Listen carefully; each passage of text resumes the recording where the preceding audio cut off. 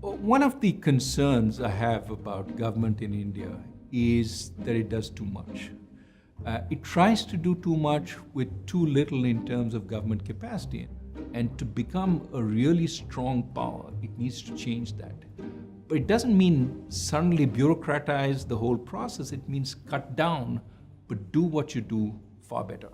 One example of this was when I was the chief economic advisor in a government ministry, in the finance ministry in Delhi. I used to get thick files coming to me which I had to sign off on. And I asked a senior bureaucrat, isn't it this crazy that in the age of technology, we're still dealing with paper files? And second, why is it that it's so thick? He gave me some very good advice.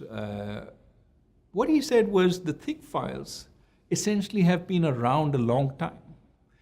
And people waste their time just writing more comments for others to read, but those are going nowhere. And that's why they're accumulating size. Every time somebody adds a comment, you've got to read that. Forget about the thick files. The thicker they are, less attention you should pay to them.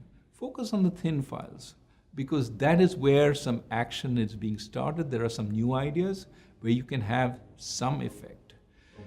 And it turned out that was very sound advice. But the broader point, I think, is that the Indian government tries to do too much.